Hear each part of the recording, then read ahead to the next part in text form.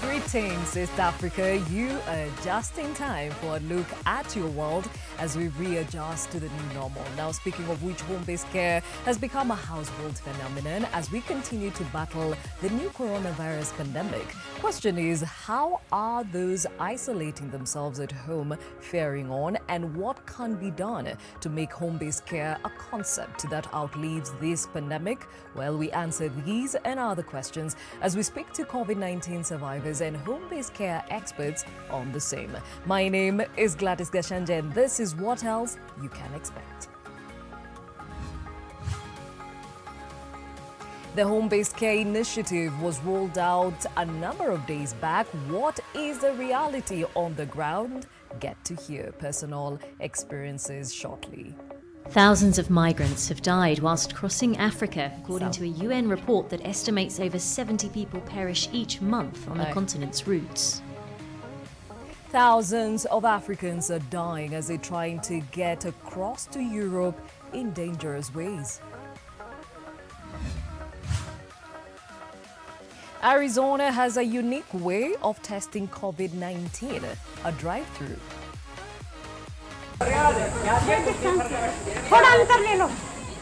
And meet the ladies bearing the front line of the battle against COVID-19.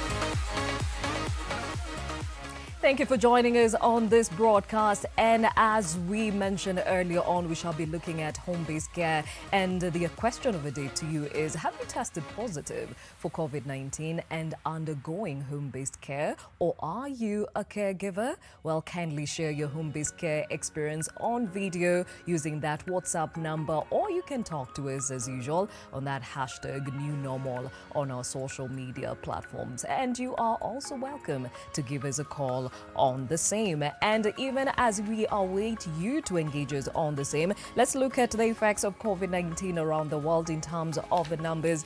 And globally, those numbers stand at 18,701,672 people confirmed to have COVID-19, 11,915,331 people have recovered, and we have lost 704,365 people to COVID-19 globally.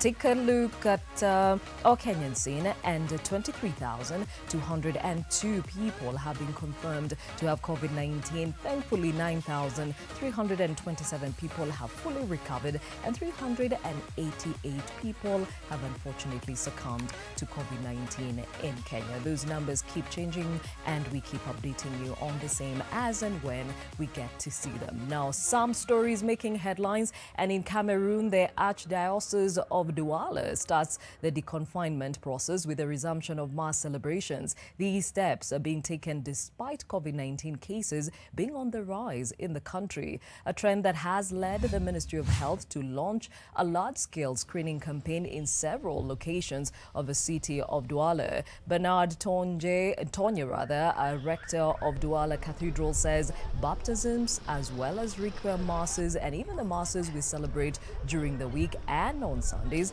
will be celebrated, but we are going to put barrier measures in places that is quite normal, and the reason is that the church is at the service of life. Now, Roger Eto'o, a public health physician, says we choose with the Ministry of Health teams to do a large-scale screening because we regularly screen for COVID-19 on a daily basis. This time, it is to try and do a broad sweep to try to not forget about certain cases that could be asymptomatic.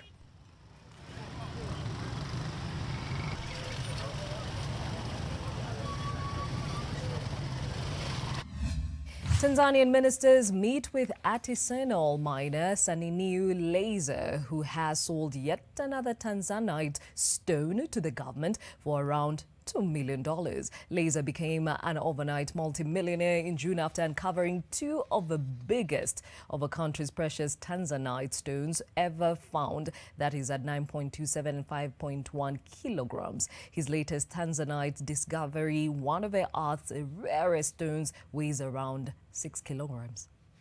Kwa hiyo tunapojengwa kwa jinsi hii tutazidi kujengeka, na pia mawe haya tutayasimamia vizuri, na hakika tunaweza kutoa makubwa zaidi ya haya. Kodi inasaidia sisi mabarabara, tumeona lami, tumeona maendeleo, tumeona shule. Kama tuseme upande wetu wa Umasaini, sasa hivi maji, kila mtu anachota maji kwenye nyumba yake. Wafanyakazi wakubwa ni sisi, tunaenda chini. Hizi 10% hazitoke kwa wakati, ndio tulikuwa tunaomba hilo kwa jiwe kama hii mawe yanavyotoka, zile 10% zetu tuzipate kwa wakati, kwa sababu na sisi tuna familia. Matajiri wengi wamekuwa sio waaminifu, hawatoi zile pesa. Kwa hiyo biashara kama hii inavyofanyika, angalau wangeangalia na wenyewe waweze kuharakishiwa zile 10% zao, kwani hata wenyewe wamefanya kazi kwa bidii mpaka kupatikana, lakini wafanyakazi wamesaulika.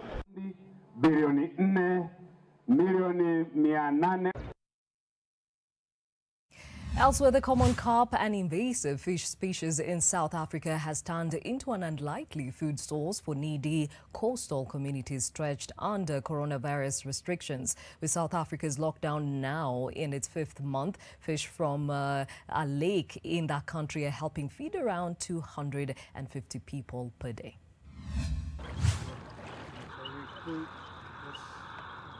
We have a program where we eradicate common carp for the benefit of biodiversity here in the Vlei, in Groenvlei.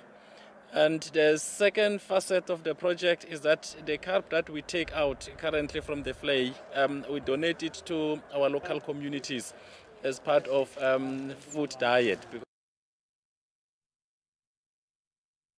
Bit of background. The fish is a relief. It's difficult during the lockdown for the children to get food, and money is scarce. So what can we do? But we are thankful for the fish. We did a lot of study and homework before we actually got to the point of where we are today. The fish itself, yes, needless to say, it's all good, very good for human consumption. The locals actually love it.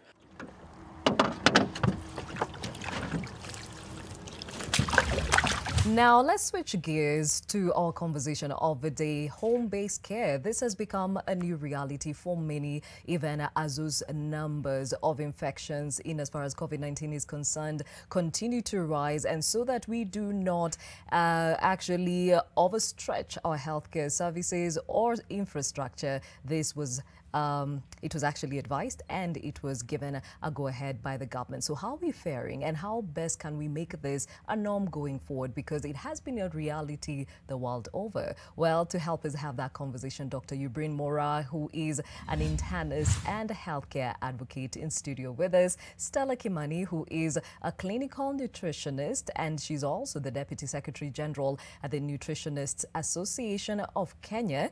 And we are also joined by Ruth Were, who is the CEO at the Nairobi Hospice. And we are also joined by Tatiana Karanja, who is a photographer by profession and a COVID-19 survivor who we are celebrating this morning. We were to be joined by Ian Wafula, who is battling COVID-19 at the moment, but he's not too well this morning, but he sends his regards and keeps preaching the message of destigmatizing those who are living with this condition, something we'll also be touching on. But let's get on to the conversation. And Dr. Mora, when you think about home-based care, most people think about staying at home, just it's like a flu, riding out the flu. Exactly what is home-based care to you as a professional?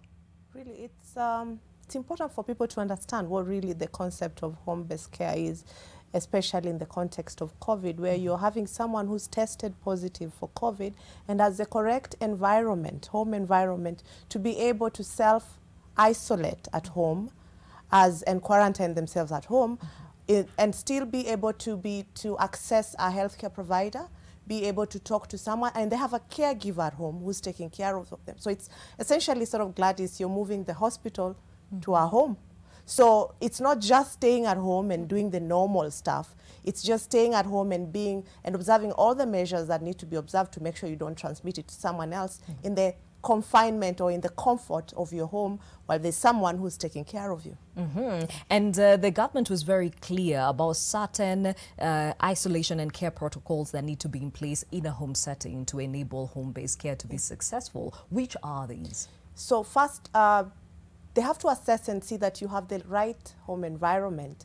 And let's be honest, again, before I even mention this, is that 60% of Kenyans can't be able to really provide a home-based care for patients with COVID, because 60% of Kenyans live below the poverty line. They make less than $1 a day, so they can't really manage. So you have to have the right home environment. In this case, there are factors about the patient first. The patient has to be not having any comorbidities. They are asymptomatic or they just have mild disease for them to be allowed to be nursed at home. And the other thing is they obviously have to test positive for COVID.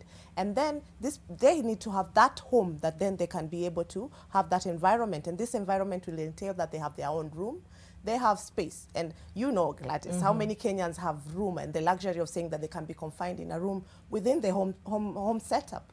Very few Kenyans. So having that home environment where you have your own home, you have your own room, you have your own toilet and bathroom, you have, and the room is well ventilated. So there's a healthcare worker or community health volunteer will come and assess and see that you actually can be able to stay in that confinement, and it's in the right environment, and you have someone, there's a caregiver.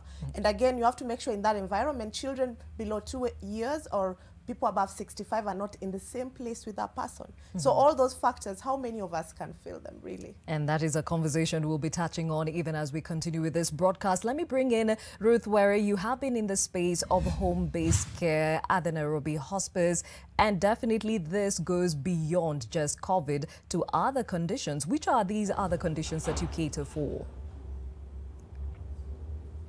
Palliative care services, and most of our patients, a significant number of patients are cancer patients, but others now have HIV and AIDS and other non-communicable diseases.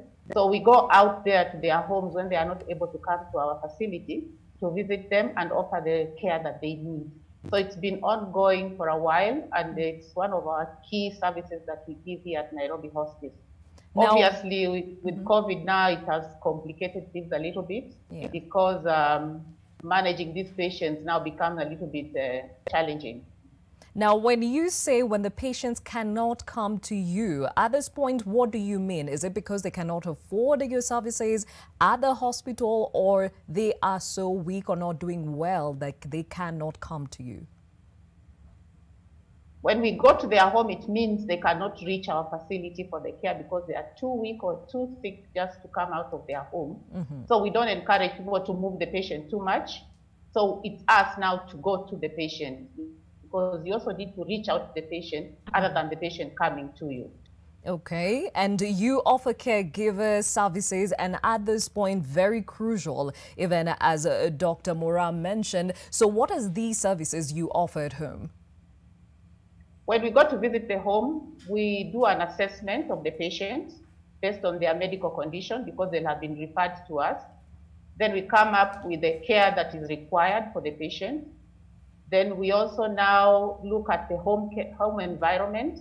How is the environment in the house? Who is with the patient? Then from there now you give the medication that is required based on the need. Then if there are caregivers within the home, you educate them about the patient, what they need to do with the patient, because most of the time you find when you have a sick person in the house, people fear and they tend to take off and leave the patient alone. So we try to counsel them to understand the patient's condition. Then we help them to do the right things for the patient. And with time, you find that with that kind of a knowledge and education, they get to understand now what they need to do better. And actually, both the patient and the caregivers within the home environment now become very comfortable, and they manage the patient very well. Okay, so we are talking about home-based care because it's become a reality because of what we are facing as a country and the global scene. Let's bring in Tatiana. Tatiana, you have walked in these shoes. You were tested COVID positive. How long ago? I think it's been around almost a month now, if I'm not correct. I mean, the days have just kind of merged together, but it's been almost a month. And what were the symptoms that made you get tested? Actually, it was a fluke that I got tested, to be honest with you, because my sister actually was feeling sick for about a week and a half and she got tested. So the day that she was getting tested, our family decided, why don't we all get tested, you know, just as a precaution.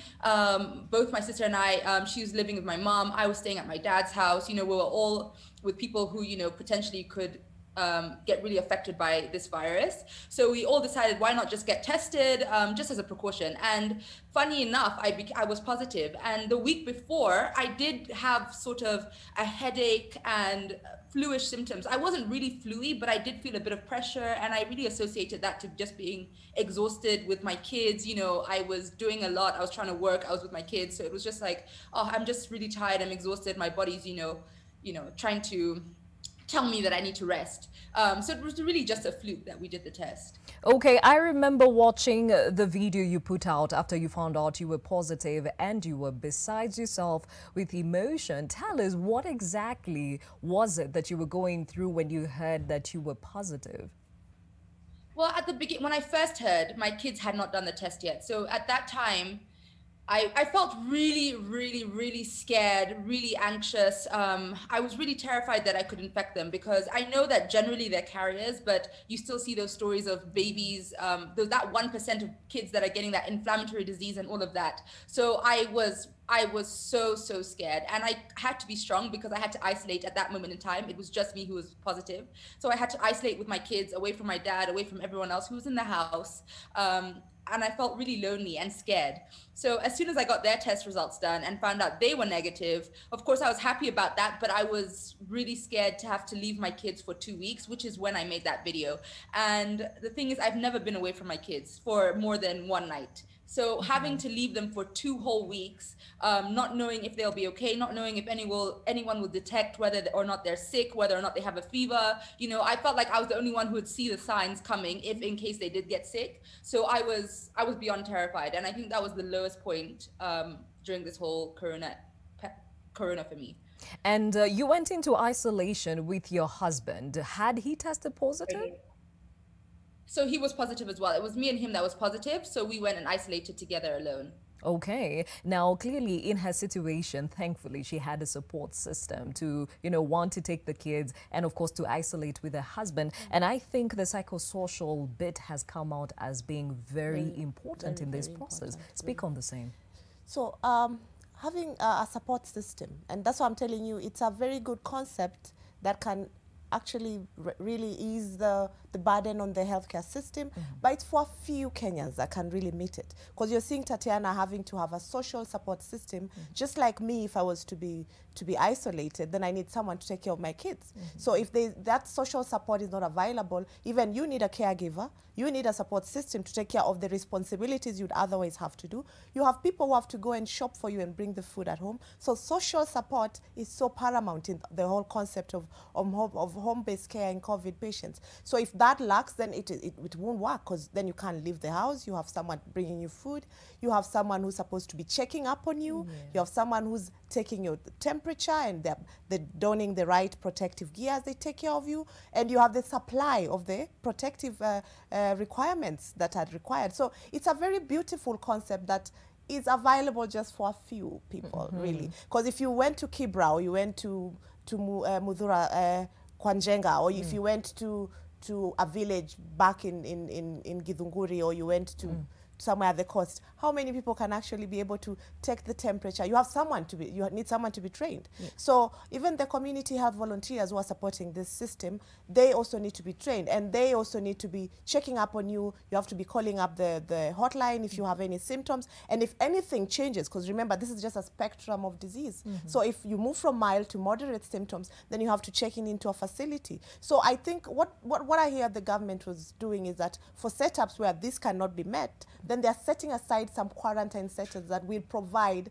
a sort of home-based care. So, and that would work, yes, because then now you have a general sort of a more social support where they maybe get the psychologist, remember? If you don't have that support system, you're a mother, you're a father, it's gonna get to you, you know? And you really need a good social support system. Okay, and Ruth, this is very critical, especially as you deal with cancer patients and other patients who need palliative care. What is your experience? Well, as she said, if you don't have a very good social support system for the patient at home, it becomes very challenging for that particular individual.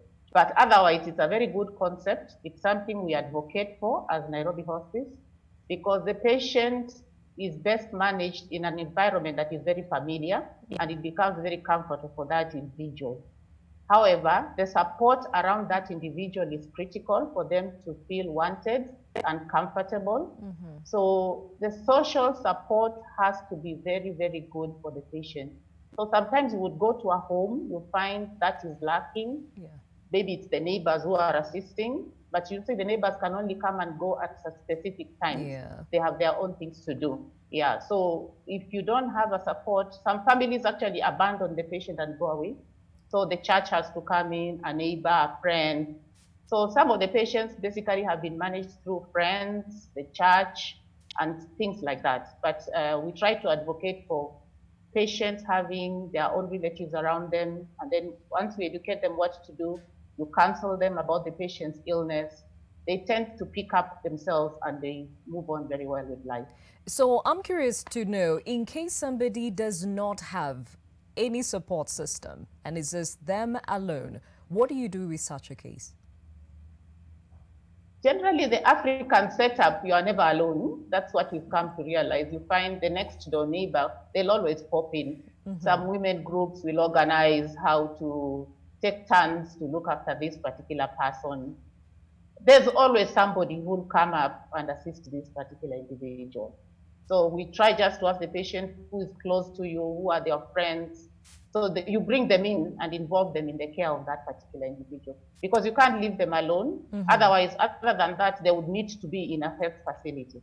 Okay, now something else is very critical when you talk about home-based care is your nutrition, because you cannot get better if you're not feeding your body. And this is where Stella Kimani comes in handy. How critical is nutrition even as somebody is trying to build up the immune system?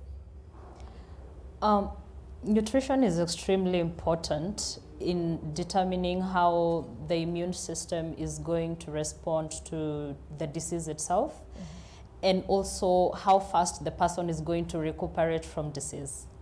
So it's important, just as it was mentioned, that psychosocial support is important for COVID patients. The psychosocial support extends to nutrition as well, because if you're sick, you need someone to cook for you. You need to have the kind of financial capability that is required to help you get foods that will help support your immune system. Because the typical diet, Kenyan diet, especially if it's mostly carbohydrate based, might not be the best in terms of supporting immune function, because you need a variety of nutrients to be able to help the immune system to work as it should, and also to deal with some of the symptoms. Especially for COVID, we have symptoms like fever, we have symptoms like it comes with inflammation as well, and nutrition plays a very important role in all those. So, and also fever comes with increased calories. So it's important to first of all understand which nutrients do you need for management of COVID patients, which ones will help to alleviate the symptoms, and which ones will help to support the immune system to work as it's supposed to. And Stella, you'll be giving us more details about the same even as we continue with this conversation. As I mentioned earlier, Ian Wafula, who was to be your guest today, called in to apologize in the morning, saying he woke up with a fever and he's actually not feeling well. He, however, had posted this on his Instagram saying if you can't leave the house, you might as well cycle in it. Day 6 of 14 since I got tested, not felt any symptoms since. That was his state until this morning, where he notified us that he woke up with a fever or feverish. He also added, if you are lucky enough to be asymptomatic, your only battle is actually the mind. Had like 2 panic attacks in 2 nights after I got my results. Thought the mild symptoms were worsening, but it was just in my head. Been good since, and with so much support from several people and endless calls and checkups, it helps. I've also been so caught up with the killed the web, which is why when I finally got to bed, reality hits. Like most patients on home-based care, I got a call from the Ministry of Health checking up and advising that a mixture of hot water, lemon and ginger actually helps, and lots of fruits, eating all meals and keeping warm while avoiding sugary stuff, which is what I've been on, plus the vitamin D and vitamin C supplements. I should be out soon. Yes, we believe you will beat this, Ian. Thank you so much for agreeing to speak to us, and we wish you good health and a quick recovery. We take a short break at this point. When we come back, more on home-based care.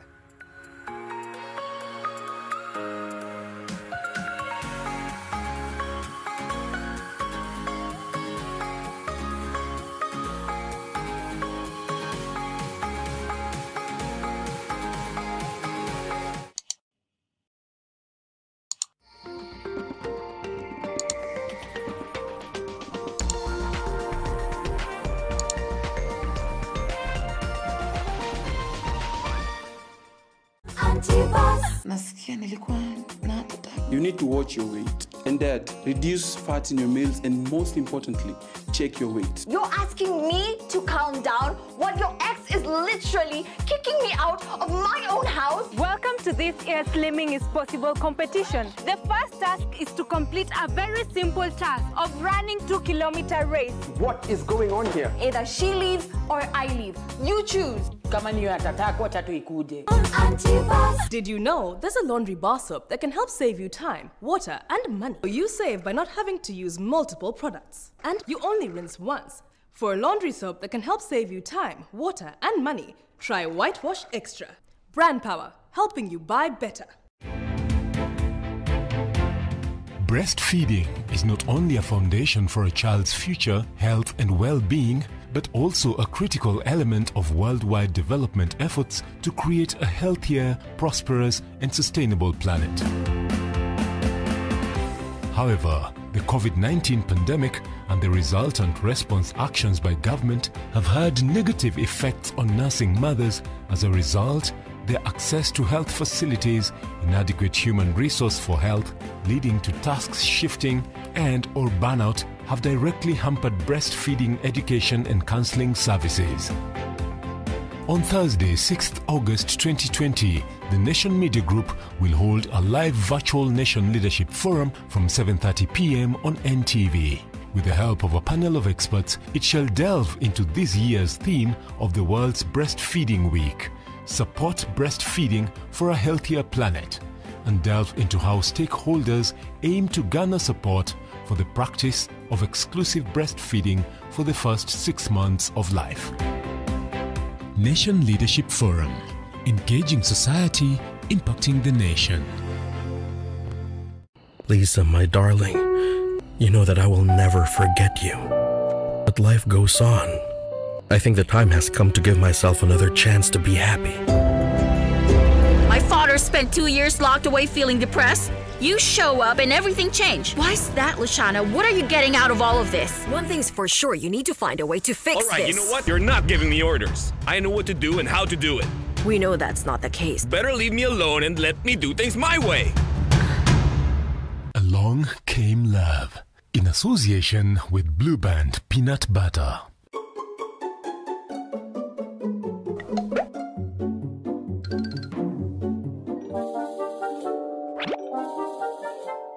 Finding the truth in these uncertain times has become certain. Possibilities for business even more convenient with the Nation e-paper. To enjoy this and more, simply dial *550*1# for Daily Nation and *550*5# for Business Daily on your mobile phone and get 50% discount on the e-paper. Yes, for just 20 shillings each, the truth will find you and more possibilities right where you are. Dial *550*1# for Daily Nation and *550*5# for Business Daily today. Terms and conditions apply.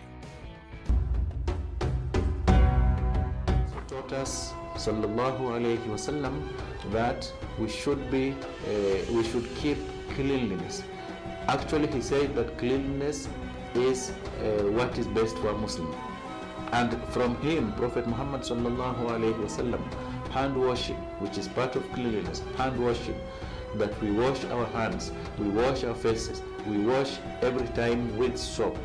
This is part of what the Prophet sallallahu alayhi wasallam taught us.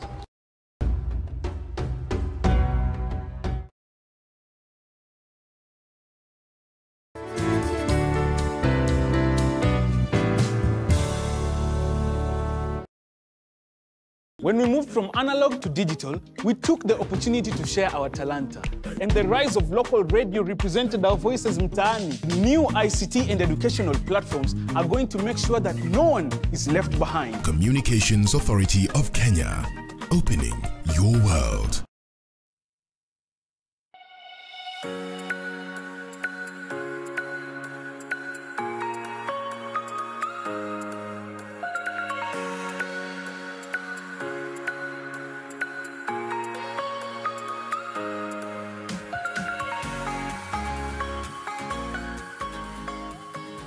Thank you for staying with Your World. My name is Gladys Gachanja. Today we focus on home-based care now that it's become a reality even as we battle Covid-19 and those number of infections continue to rise amongst us. And those that have actually been asked to do so at home is those who are symptomatic, do not have underlying conditions, as Dr. Morao was mentioning. And you need to have a support system that ensures that you go through this in a healthy way and also do not become contagious to other people. But even before I get to Tatiana to understand her journey, you were very quick to say that we need to clarify for those who are alone and are battling COVID-19, they do not have the luxury of the neighbor coming to check on them. No, they don't. So in the checklist, before you can actually qualify for home-based care, you have to have a support system, you have to have the right infrastructure in your house, and you have to have the right support system, as we said earlier. You have your relative or the person who lives with you in the house and the environment in the house, as we mentioned. So there's a checklist that has to be fulfilled before you can actually qualify for home-based care. Otherwise, there is no option of calling the neighbor or a friend checking in once in a while. You have to go to a hospital or a health-based facility for you to get the care. So it's actually a very clear guideline. There's a very clear guideline and a very clear criteria that has to be fulfilled before you can be allowed to have home-based care. Because again, remember, we don't want people just walking in and walking out just to check up on you. Because again, the person who's taking care of you has to be the same person throughout. And so that has to be fulfilled before then you can be allowed to be at home. Okay. Yeah. Now, Tatiana, after you went into isolation, first of all, what informed where you would isolate, considering that each of you was living with your family members? Sorry, could you repeat that again? When you went into isolation, what advised where you would isolate, considering that you were living with different family members? So when I first found out, of course, now I was living with my dad. We were lucky enough to have quite a large house and compound that we had to isolate on one section of the house. And the next step from there was finding out whether my kids were positive or not, and the other households, so that we could arrange ourselves in a manner that, we're not infecting each other. So as soon as we knew what everyone's status was, we were able to make a plan of action. And that was my kids went to my sister to stay for the 2 weeks. And myself and Wayne went to Wayne's parents' apartment, and they weren't there. So we were able to isolate alone. And when you were going through the self-isolation, how are you taking care of yourselves? Like, who is catering for you? Of course, you had company, but in terms of who brings you food, who checks up on you, how is that working? So again, luckily enough, as you've mentioned, support from your family and friends is so important during this period of time. And I was really grateful enough I was really lucky enough to have a really supportful family and friend. They were always checking up on me, always calling us, seeing how we're doing. In terms of us taking care of ourselves, luckily Wayne and I didn't have such a bad case where we weren't able to take care of ourselves. So we were able to cook, clean, whatever it was that we needed to do, we were able to do. And on top of that, in terms of ordering food and things like that, we would order, we would instruct the people who were delivering to leave it in front of the door, walk away. Once they had left, we would open the door, pick our delivery, and close the door again. So that's how we were getting food in and out of the house. Okay, there has been suggestion that even laundry and the utensils you use should be taken care of separately from those that are negative. How are you handling that bit of it? Did you do it yourself? So again, thankfully, we were able to isolate on our own. So it was just me and Wayne. So we were able to wash up after ourselves. And then, for example, at my mom's house, I know what they did was they had paper cups and paper plates. So whenever you use something, you just throw it away. Okay, understandably so. Let me bring in Ruth on this one. For those that are actually going through home-based care because they have chronic illnesses, how does that look like for them, especially when it comes to nutrition? Because not everyone is able to cater for themselves.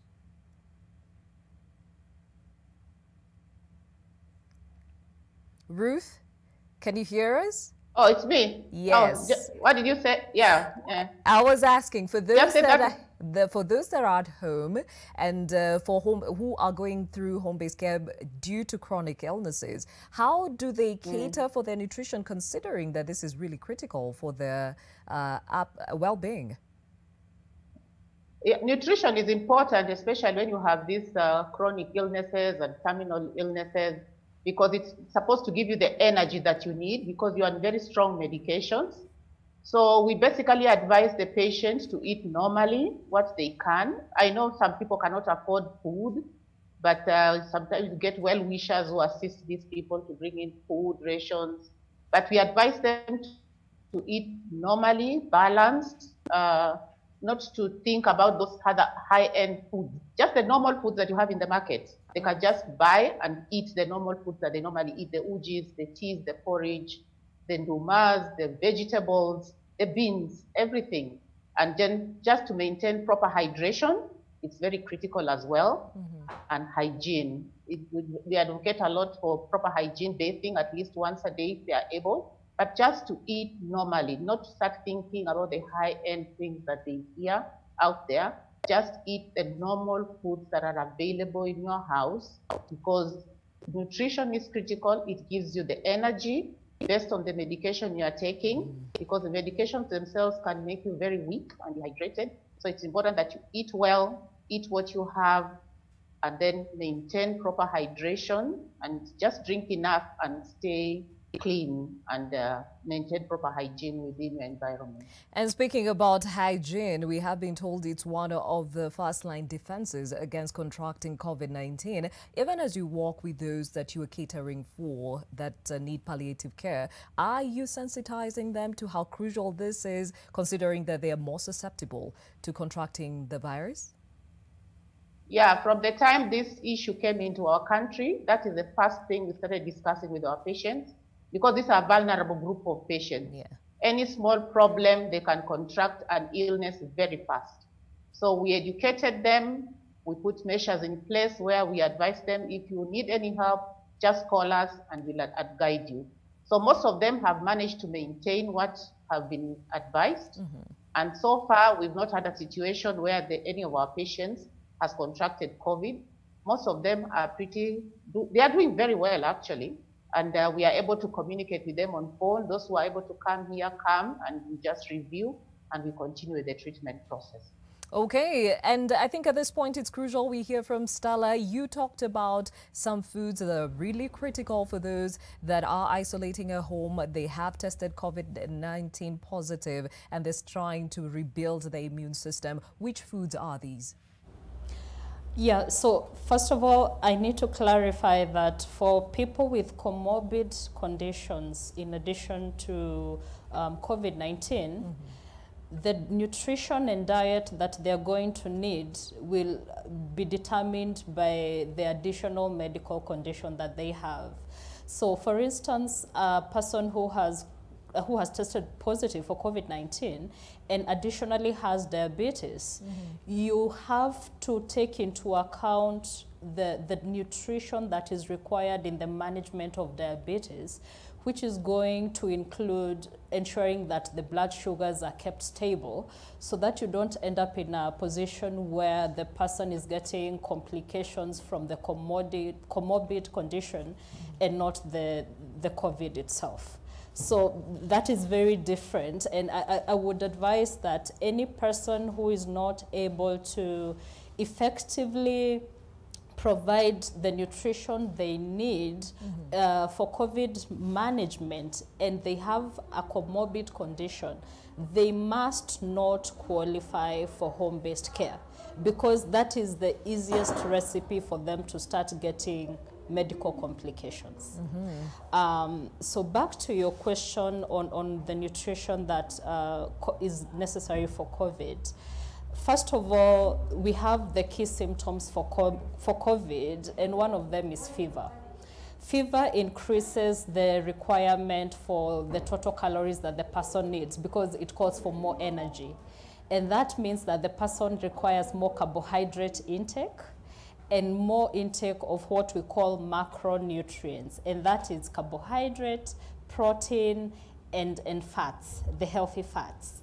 So for carbohydrate, what would be affordable and very healthy is stuff like sweet potatoes, ugali. Just make sure it's the portion meal one, that is not the very refined one. Stuff like sweet potatoes, as I said, pumpkins, arrowroots, ondoma, rice. Those are good sources of carbohydrate. For protein, it can be either animal-based or plant-based. So one of the cheapest sources of protein that most people can afford is eggs. So you can take at least 2 eggs every day, and eggs, in addition to giving you protein, will also give you some key nutrients that are important for immune system, like zinc. It will give you vitamin D as well, in addition to the amino acids. So that is very important also to consider, especially for people who are on a budget, because we must understand that not everybody with COVID will be able to afford an elaborate meal, as Ruth mentioned.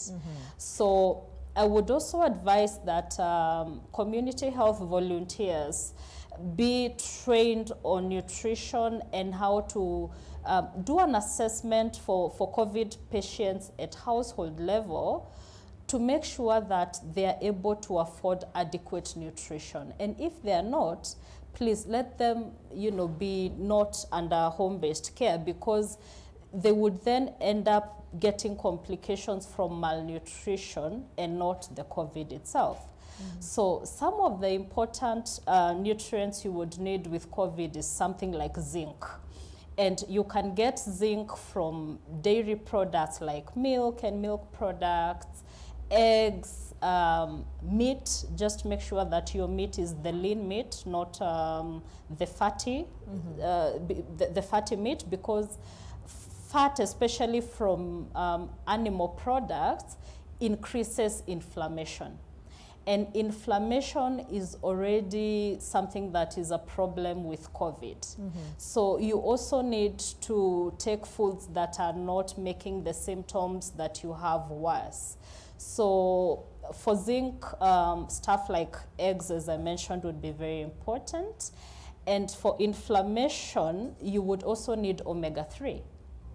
Omega-3 are fatty acids that you can also get from fish oil. So for people who are able to afford fish oil, please incorporate fish oil, at least 1,000 milligrams every day. Get a prescription if necessary. And also, if you're not able to afford the fish oil, there are some types of seeds that are very good sources of omega-3, and that is a seed like chia seeds or pumpkin seeds. Pumpkins are very common in Kenya. You can be able to get that from a normal market. All you need to do is to remove the seeds from the pumpkin, clean them, and then roast them like you would peanuts. Yeah?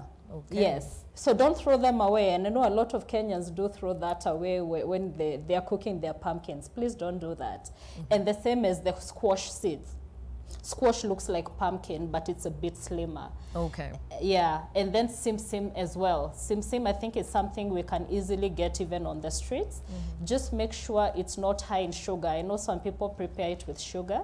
So sugar actually increases inflammation. As I mentioned, inflammation is something you want to control in COVID patients, yeah? All right. Yeah. Okay, you talked about the good fats. Maybe you can quickly let us know what those are? Yes. So when you're talking about fats, we have two subdivisions. So we have saturated fats and we have unsaturated fats. So the fats you want to concentrate on is the unsaturated ones. The saturated ones come from animal products, and that's why we are advising, like, don't eat fatty meat, especially if maybe something like heart disease is a comorbid condition to COVID, yeah? Okay. Now, the good fats you can get from foods like nuts, all types of nuts. Peanuts are very easy to access, especially in Kenya. Avocado, very good source of what we are calling the good monounsaturated fatty acids. And if possible, I would request the government and the manufacturers to try and maybe even lower the cost of something like nuts. Because in addition to the good fats, the nuts like peanuts will give you something like zinc as well. Yeah, it will also give you copper, which is very crucial for immune function. Okay. So there are some key foods that I would really request the government to also consider, making sure that in the market and also supermarket, we have a basic food basket that can be affordable to the common wananchi, so that we are dealing more with the preventive and promotive healthcare. And that way we are minimizing the number of people getting admitted. And you know, we know with the numbers going high, our medical facilities are really going to get an influx of patients. So in order for us to prevent that kind of a situation, let us support the innate immune system in the person to fight for itself. Okay, now we're talking about nutrition and how crucial it is. Just a quick one from Tatiana. Is this something that you took up?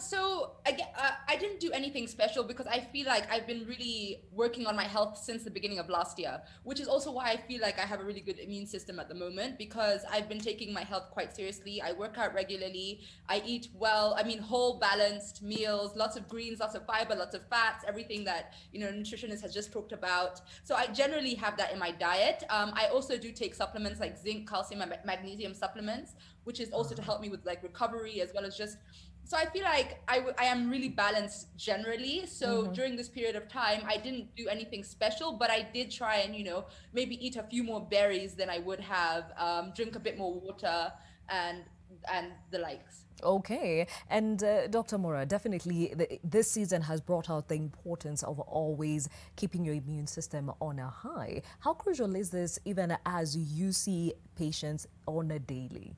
I'll tell you, one, let me clarify something, Gladys, that in the clinical context, talking about being very specific about eat this nut, eat this one, it doesn't work.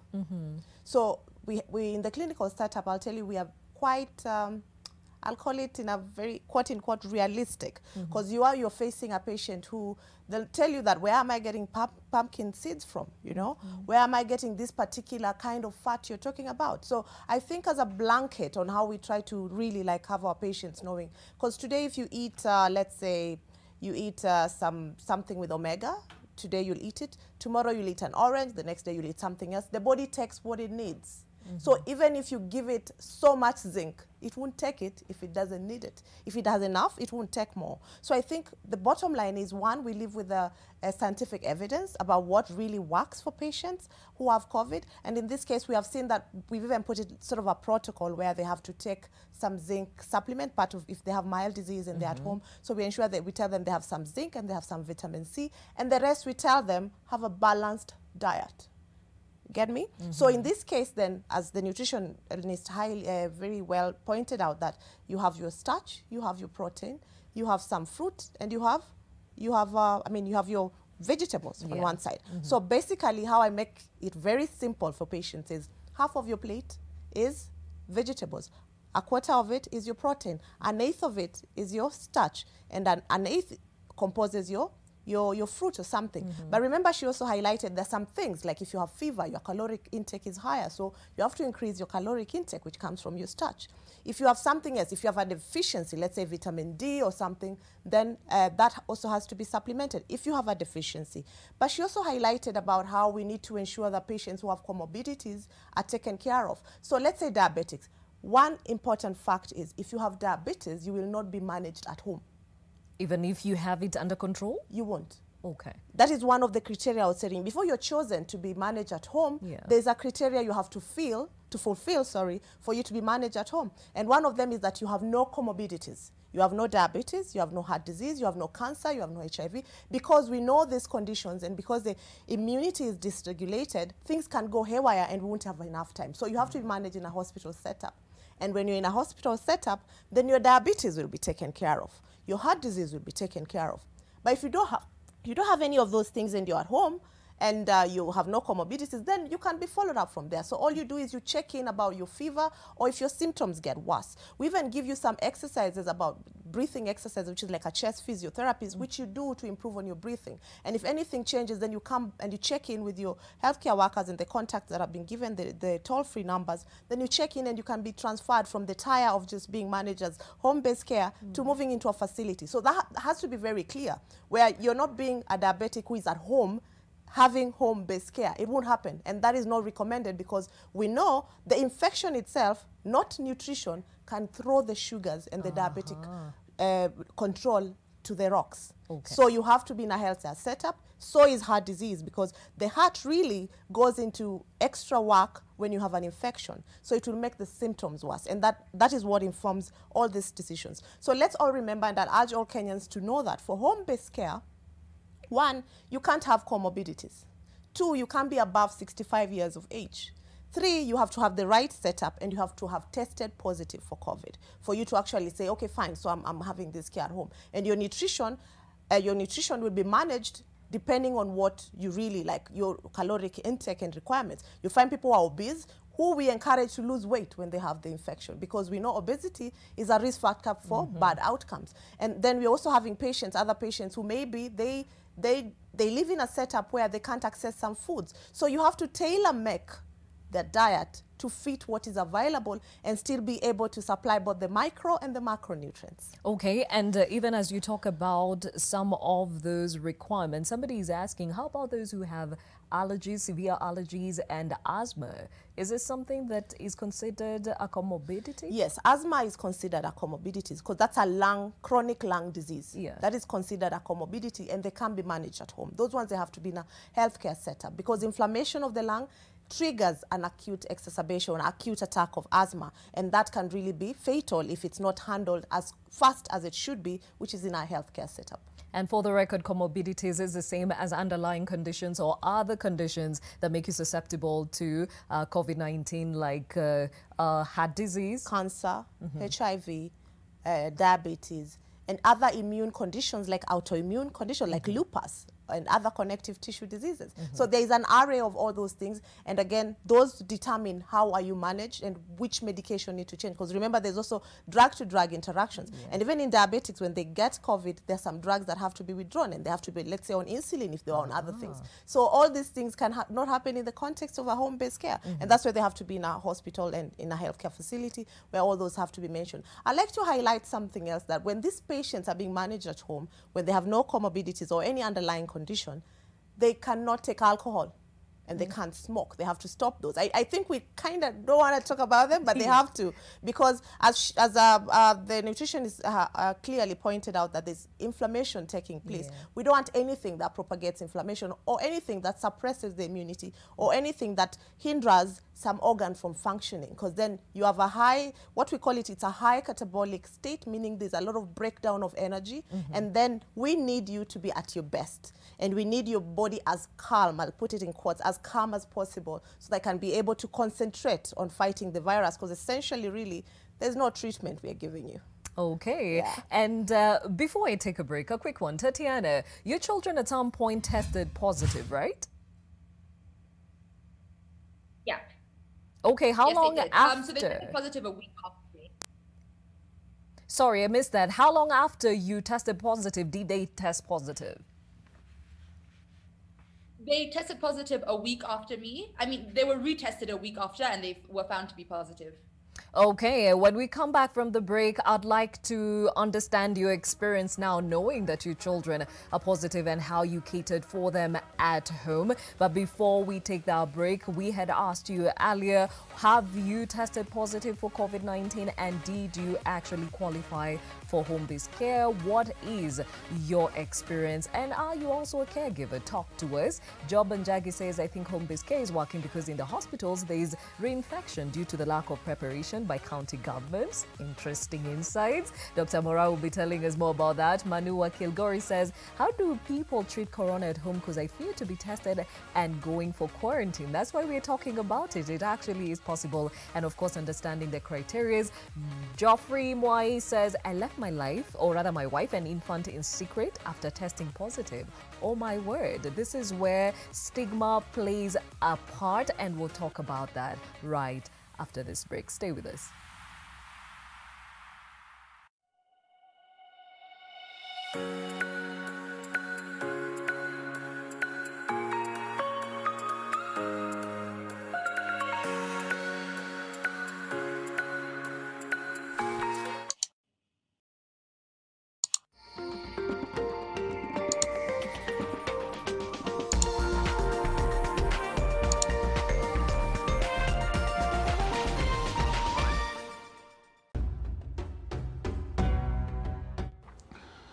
Prophet Muhammad sallallahu alayhi wasallam taught us about plague.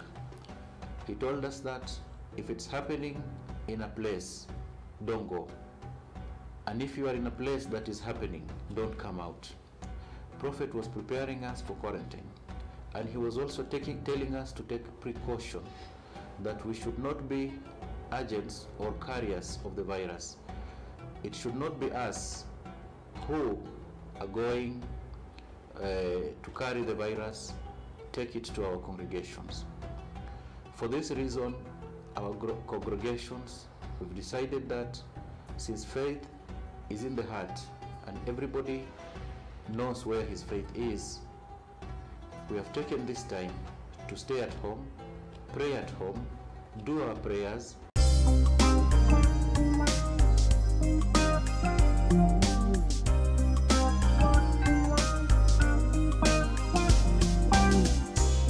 Ndovu flowers are fortified with vitamins and minerals to provide wholesome goodness for the whole family. Ndovu all-purpose flour makes the most delicious chapatis, mandazis and all other pastries. Ndovu is readily available at your nearest shop. Ndovu Tosha. Breastfeeding is not only a foundation for a child's future, health and well-being, but also a critical element of worldwide development efforts to create a healthier, prosperous and sustainable planet. However, the COVID-19 pandemic and the resultant response actions by government have had negative effects on nursing mothers. As a result, their access to health facilities, inadequate human resource for health, leading to tasks shifting and/or burnout, have directly hampered breastfeeding education and counseling services. On Thursday, 6th August 2020, the Nation Media Group will hold a live virtual Nation Leadership Forum from 7:30 p.m. on NTV. With the help of a panel of experts, it shall delve into this year's theme of the World's Breastfeeding Week, Support Breastfeeding for a Healthier Planet, and delve into how stakeholders aim to garner support for the practice of exclusive breastfeeding for the first 6 months of life. Nation Leadership Forum. Engaging society, impacting the nation.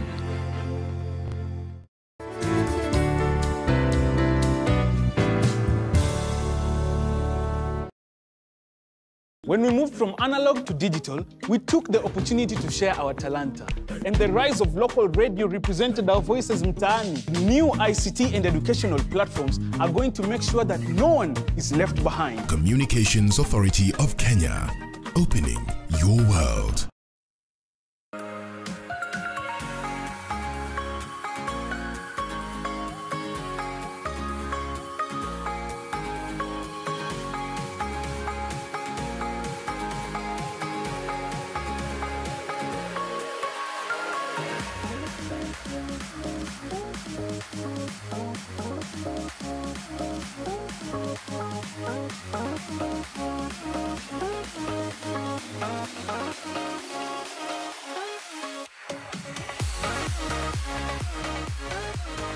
It is your world. My name is Gladys Gachanja, even as we understand more about home-based care on this episode. And even as we do so, more than 70 people die each month in the trek to cross Africa and reach Europe, culminating in thousands of deaths in recent years. This is according to the UN. Now, meanwhile, Mali's political crisis, drags on, and a Tunisian man has found an ancient secret about making purple dye.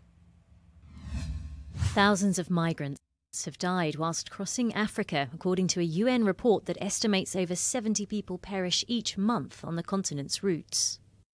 This week in Geneva, representatives from the UN Refugee Agency and the International Organization for Migration said migrants face tremendous challenges and unspeakable brutality while trying to make it to Europe and a better life.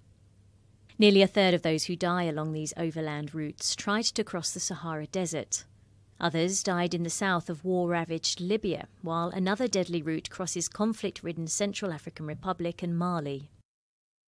Those who survive are often left severely traumatized. In 47% of the case, the victims reported the perpetrators of violence are law enforcement authorities, whereas in the past we believed that it was mainly smugglers and traffickers. Yet, yes, they are key perpetrators of violence, but the primary perpetrators of violence are people who are supposed to protect. Mali's opposition protest movement, nicknamed the M5 RFP Alliance, has repeated its demand for President Ibrahim Boubacar Keïta to resign as the country's political crisis drags on. À partir de cet instant, nous avons remis les compteurs à zéro. From this moment, we reset the counters to zero. Resign, Ibrahim Boubacar Keïta and your regime. This counter will continue to run, and we said that the truce that was announced by the M5 RFP will end in a few days. Annoncé par le M5 RFP. A summit of 5 regional presidents in Bamako failed to solve the deadlock. The government has agreed to sharing power with the protesters following the mediator's recommendations, but certain government-allied MPs refuse to step down. Ce n'est pas dans son rôle. It's not their place to ask for that. Overall, the 30 members of parliament who make up this group have agreed not to resign. Tanzanian opposition heavyweight Tundu Lissu, who was shot 16 times in a 2017 assassination attack, returned from exile this week to challenge President John Magufuli in elections later this year. He'd been living in Belgium and underwent more than 20 medical operations. Nobody has been convicted with the assassination attempt. Ahead of the polls, the United States last month accused the country of seeking to stifle democratic norms with a string of arrests of opposition figures and the closure of a newspaper. During an interview with AFP before returning from Europe, Lissu said he has what it takes to get rid of President Magufuli, but that the election is fraught with challenges. Whether we are going to get to have free and fair elections, that is not the question. We don't expect that. The issue is, are we going to be alive? Are we going to have our lives by the end of the electoral process? Because this government is so violent, has acted with so much violence, that is the biggest fear. Will we have elections? A stadium has been turned into a field hospital in the Kenyan town of Machakos, 60 kilometres from the capital Nairobi, where people with mild symptoms of Covid-19 can isolate. Kenya is ramping up health facilities to deal with growing numbers of coronavirus infections. Here at the stadium, patients have much greater space and are able to move around more than they otherwise would in a hospital. We anticipate the capacity of the stadium will be over 400 patients. We are getting in more beds and more materials in preparation. And also the new ward, the other ward, is we are intending to open today. We are anticipating the numbers of the patients as the numbers continue to surge.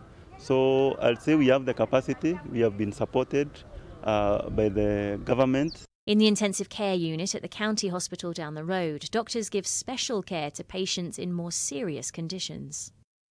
Kenya has around 20,000 confirmed cases of the virus so far. And finally, a Tunisian man has pieced together a local secret linked to ancient emperors. How to make a prized purple dye using the guts of a sea snail. Having begun the journey in 2007, after years of trial and error, as well as getting over the foul stench, Mohamed Gassan Nouira uses a hammer and small stone mortar to carefully break open the spiny murex shells. Writings on the subject, it's very vague. So we had to rediscover the process from scratch. I stumbled upon a small dead murex on a beach by chance. I discovered the color. I had a flashback of a history class that I had taken 12 years before I found the murex shell. A symbol of power and prestige, the celebrated purple colour was traditionally used for royal and imperial robes. Fascinating. And we're back on that conversation to do with home-based care. And Tatiana, you said your two children tested positive a week after you tested positive. And at that point, of course, you all had to come together, right? Yeah, so it was a great moment because I was able to get back to my kids. But at the same time, I mean, I was really, really, really scared. The whole thing of, you see all this stuff online about inflammatory disease, and that really scared me. I can't swear, but that's how scared I was. I was really scared.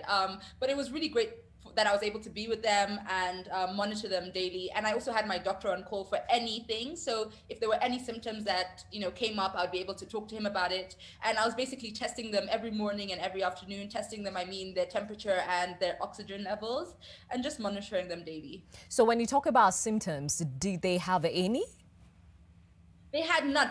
Actually, the thing, I think Ian put it really nicely in his message when he said, the main battle is mental, because anything that comes up, you're already there worrying that this is COVID. So the first day we got back, Wayne and I spoilt them with lots of food and sweets. And as a result, the next day, Olive had a bit of diarrhea. So now that happened, and I'm there panicking, thinking it's COVID, but really it's also just a day-to-day, we really we spoiled her with a lot of things, so her tummy wasn't used to it. So anything that came up, I was really worried that it could have been COVID, but my doctor always reassured me, just everything is fine, keep monitoring.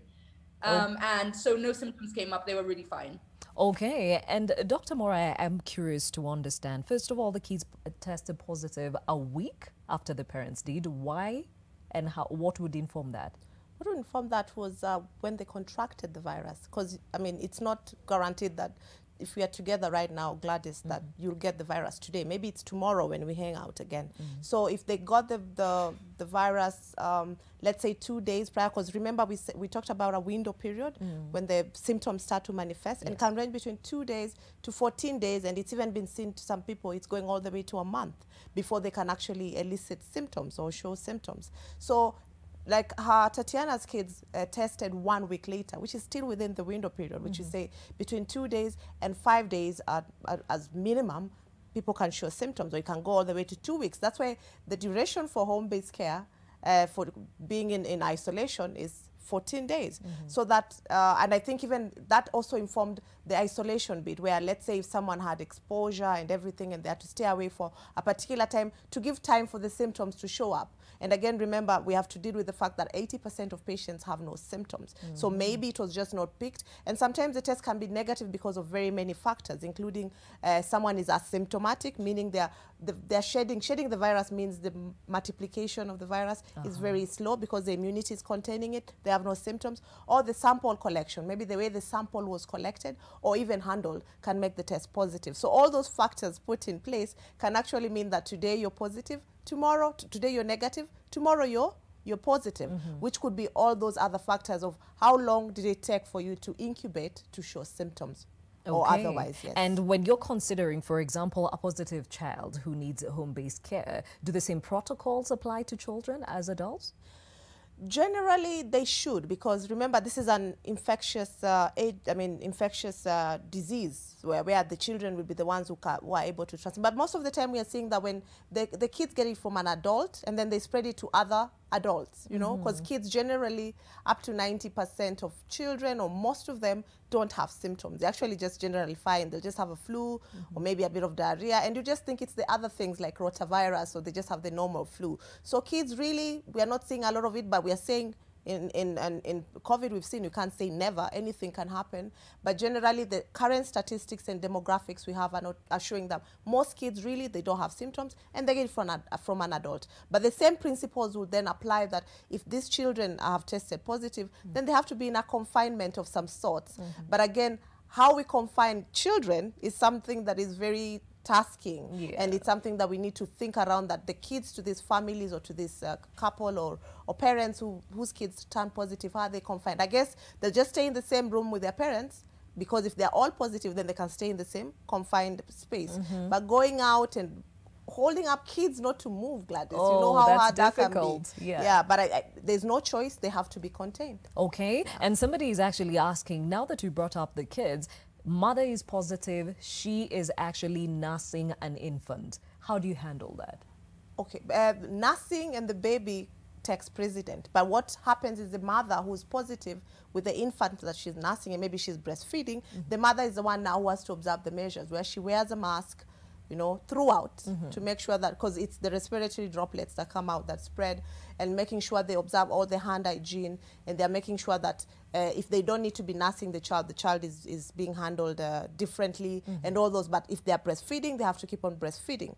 But also the fact about sleeping in the same room with the baby, because it's about exposure. If you are exposed for a longer duration of time, then the risk becomes higher. So maybe the child will have to sleep in another setup, but if they have to breastfeed, the child has to breastfeed. So you cannot separate them? You cannot separate them. You can't say that the child will not breastfeed. But if the child is big enough, they can sleep in another space. Okay. Yes. And now that we are within the breastfeeding week, the importance of continuing to breastfeed is because milk is medicine in itself. Exactly. And the mother is producing antibodies that will be beneficial to the child as they're fighting the virus. So actually, the mother is providing the child with quote-unquote a vaccine.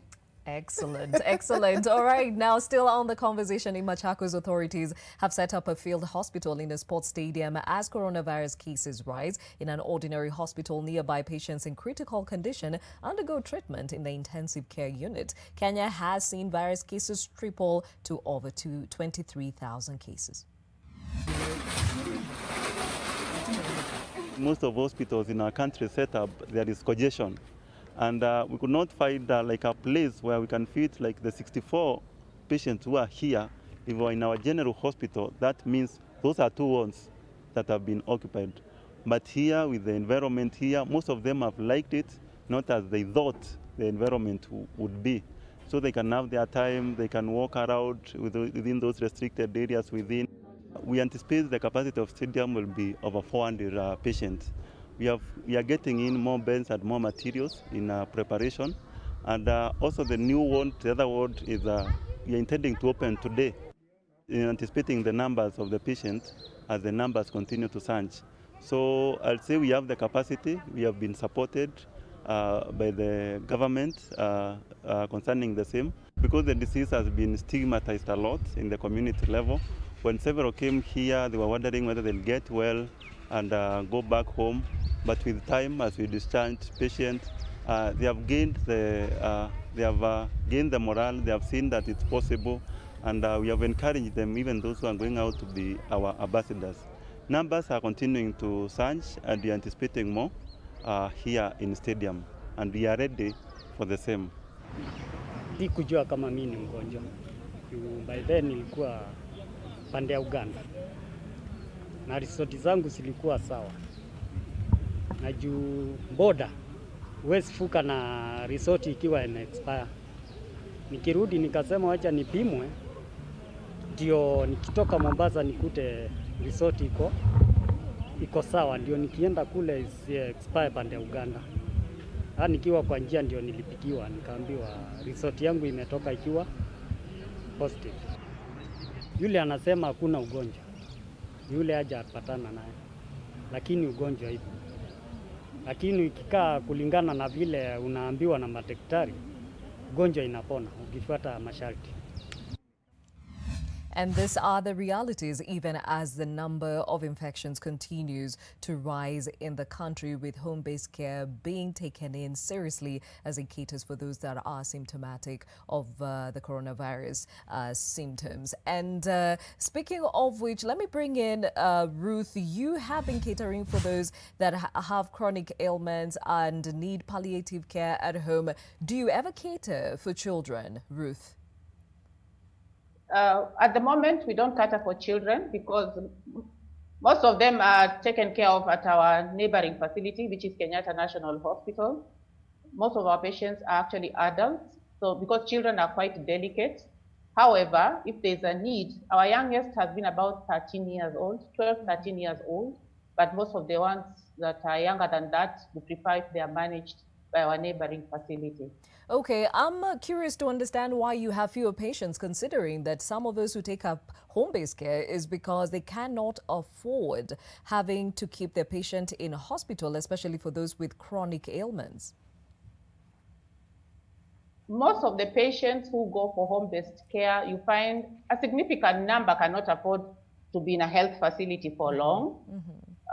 So you have to kind of now help them manage this patient at home, although sometimes their environment is quite challenging to offer that kind of facility because of space and all that. But we try to encourage them to have that kind of care at home, because staying in hospital has its own issues as well, because you'll pick other ailments and complicate your initial problem.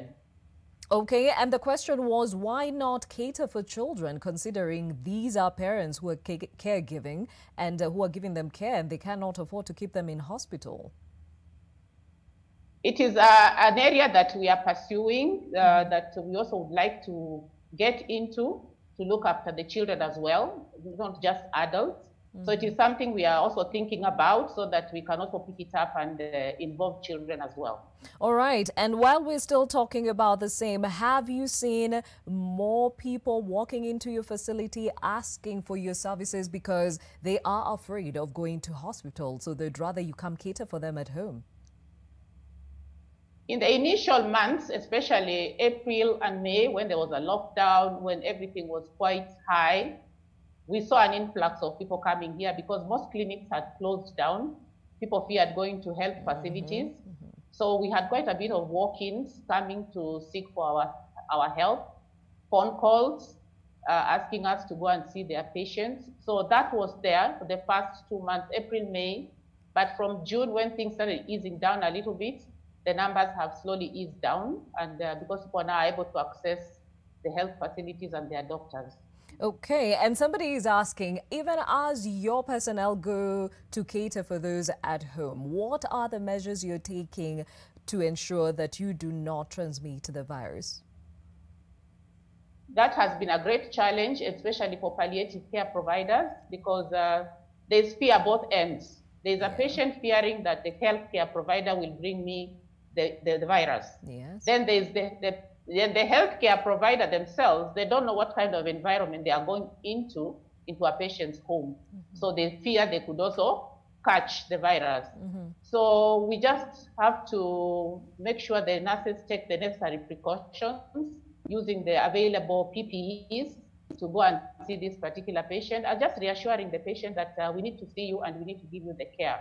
However, now when you go to the challenge the nurse gets when they reach this patient's home and they have to put on their PPEs, the masks, the gowns, and the face shields and all that to go and see the patient to protect both the patient and themselves, it becomes a problem for the patient because the neighbors, once they see you dressed like that, they assume the patient you're going to see has COVID virus, whereas it's not the case. You're just going to see an ordinary cancer patient who has been on your regular home-based care. So when you leave, the patient is left stigmatized by the neighbors around that this is a COVID patient, whereas it's not the case. So those are the challenges we are facing when we go for home-based care at the moment.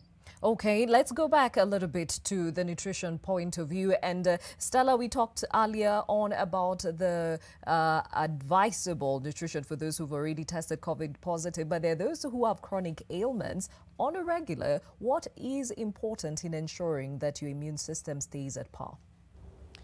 Yeah, so we have the general rule for immune function support, and the most important foods would be fruits and vegetables. So especially the green leafy vegetables are very rich in some of the vitamins that I had mentioned earlier, like vitamin C, the zinc, the vitamin B6, and other B vitamins. So your green vegetables, which are very staple in Kenya, they can be either your kienyeji vegetables, they can be your spinach, they can be your kale. One rule though, for vitamin C, which the rest of the panelists also, emphasized how important it is for immune function, is easily destroyed by heat. So when you're cooking your green vegetables, please do not boil them because that kills the vitamin C. And so you'll be eating the right source of a vitamin, but you killed it during the cooking process, which is very unfortunate. So apart from the vegetables and the fruits, you can also incorporate some key foods like lemon. Lemon is a very good source of vitamin C, and like for breakfast especially, instead of taking the common beverage most Kenyans take, which is a cup of tea, you can take some lemon water, like just take warm water, squeeze in some lemon, add some garlic, you can add ginger as well. Now, the garlic and ginger have been scientifically proven to have anti-inflammatory properties. And if you can afford it, turmeric and cinnamon are some of the other things you can add to your beverage.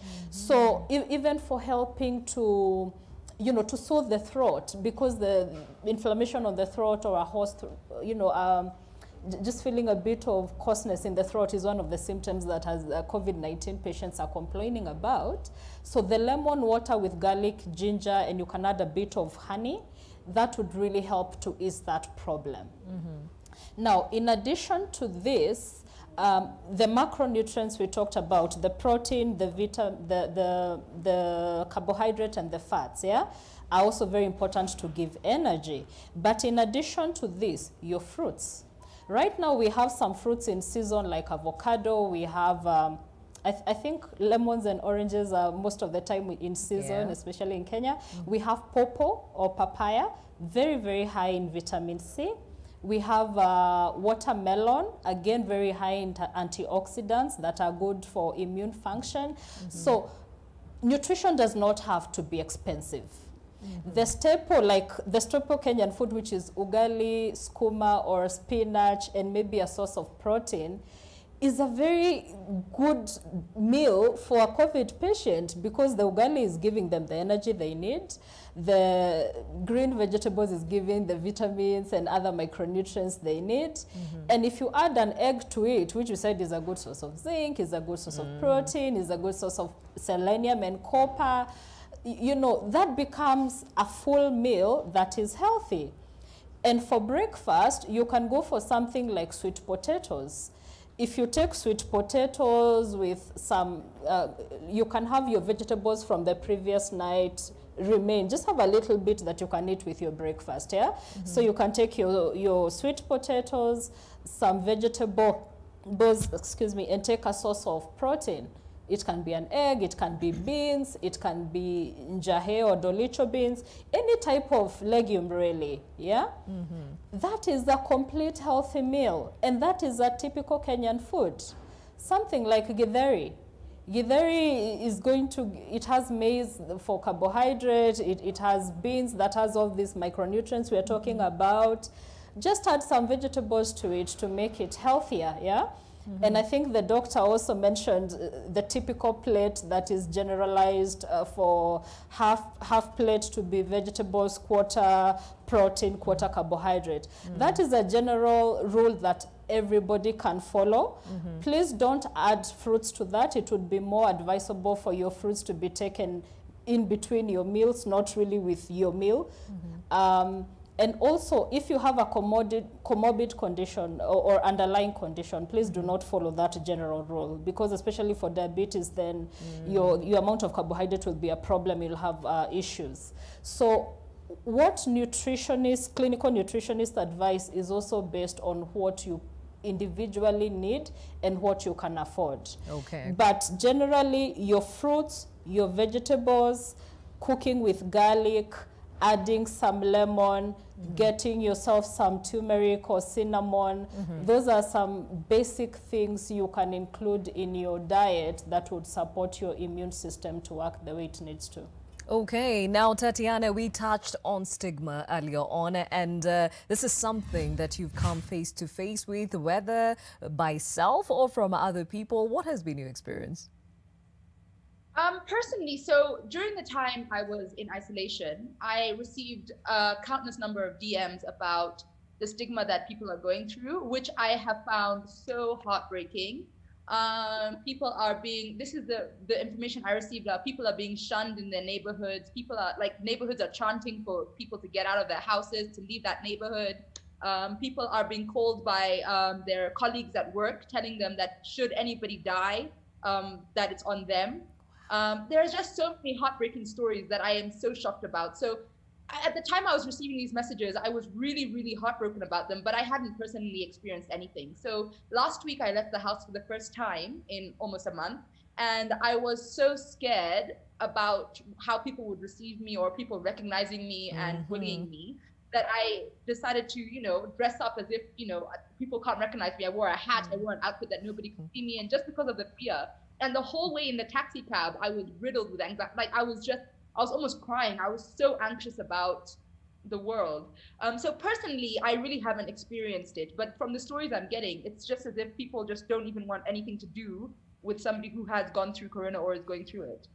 It's interesting how self-stigma can work against you. Tatiana had to literally wear, dress up differently so people don't recognize her and probably treat her differently. What can you advise as a doctor? One, I think it's very sad, and I think it's time that we all, as families, as a nation, as society, really change how we look at COVID. Remember the stigma around HIV back in the 80s, where we were losing people who essentially should not have died because people just shunned it. And I think it's a societal problem where we are seeing health workers being stigmatized. We are seeing neighbors stigmatizing other people. Let me tell you a funny story. So I live in a neighborhood, and one of my kids was shunned away by kids that are their friends because their mother is a doctor. So it's one of those things that really are hindering us from fighting this pandemic, where we are facing stigma that is, as you saw Tatiana saying, self-stigma.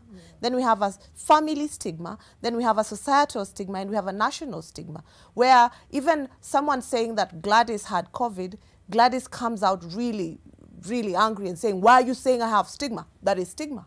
I mean, what is really like anyone? And, you know, we preach water and drink wine. We can't be telling people that, you know, we have 80% of people who are symptomatic and the people we need to protect are the vulnerable. But we do the otherwise, where if you see someone coughing right now, if I just, you'll just move away from me because you're like, oh, stay away from me. You know, I think it's a mind thing, and I think a lot of effort and resources have to go into really fighting stigma, because if you ask me, 30% of the efforts we're trying to, I mean, out of the 100% effort we are putting, 30% is being lost because of stigma. People are not, they're going into hospitals and they're giving the wrong information because of stigma.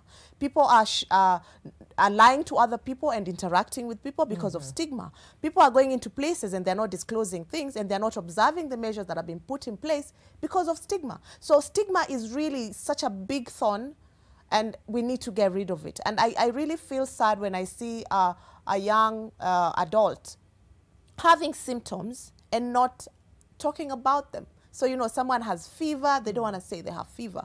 Even how our public places are running, where you're seeing people, they don't want to go to hospital because of stigma. So if they don't go to hospital, the outcomes are worse. If someone has an underlying condition, for example, and they feel like if they actually said, I have a fever, then things will change and everything will change. We're seeing complaints of people going into health facilities, and then anytime you mention COVID, everything changes downstream.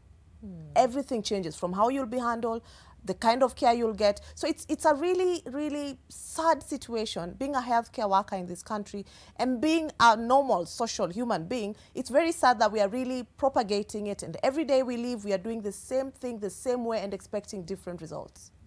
Very sad, and definitely something that needs, a message that needs to keep being pushed. We take another short break on Your World. We'll be back with more. Stay with us.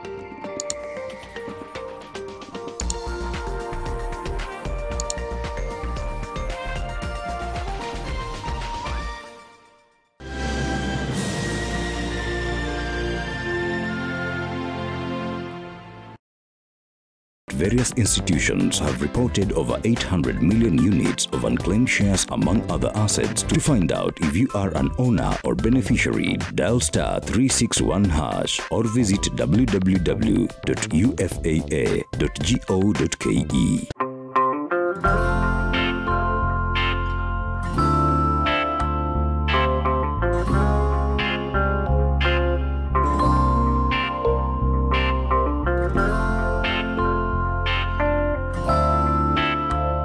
Breaking news from Molfix. Let's see what they're developing right now.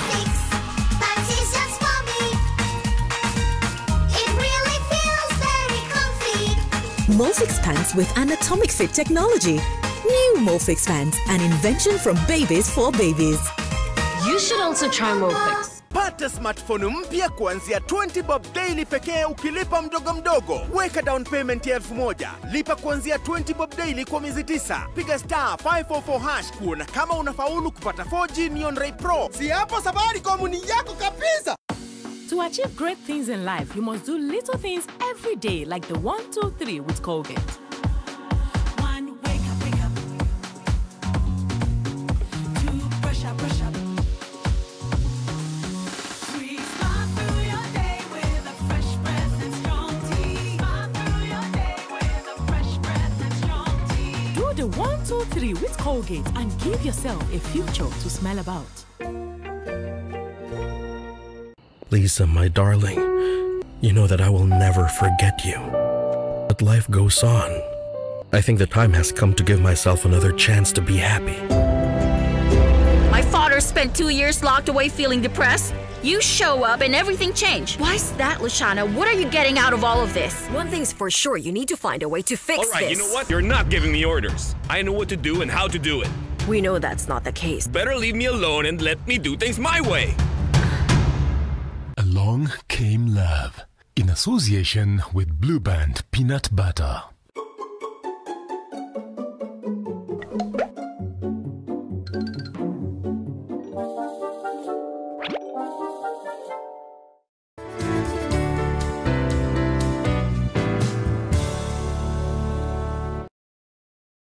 When we moved from analog to digital, we took the opportunity to share our talanta.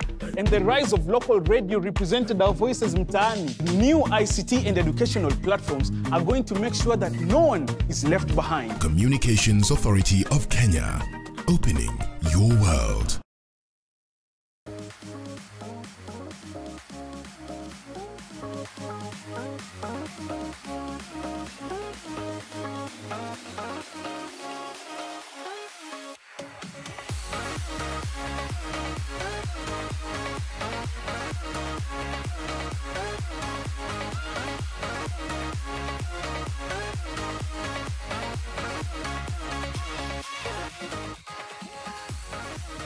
Thank you for staying with Your World. Let's take a look at the other world. And scientists at a Scottish university are testing robots as part of a project aimed at easing the burden on care workers after the Covid-19 pandemic. The Ambient Assisted Living project at the Watt University will initially focus on finding solutions for priority groups whose conditions have been compounded by the social isolation measures during the pandemic. The robots, including Pepper, who was launched as the world's first humanoid in Japan in 2014, have been programmed to perform tasks normally carried out by care workers. Hello. These robots are the artificial intelligence necessary so that this robot will be able to work in our hospital, helping the carers working there, but also helping people at home, people that may need help with the physical aspect of care. This is our goal. But in this project, we are specifically interested in understanding what are the needs of the most vulnerable people at this time, and whatever technology we can use to make their life better. We will evaluate this technology and will understand what we need to do to make these solutions really accessible to the people that really need this technology. Will people with hearing loss or sight loss or cognitive impairment able to use that technology? When they can't, we need to understand what we can do, how we can use our expertise in robotics and artificial intelligence to make that happen. So really positive actually. I think because the focus of the project is on the end user and there's a real sort of co-design element to it, so the innovation is going to be driven by the end user themselves. So everything that this project produces will be supporting them to live their day-to-day lives a little bit better. 2.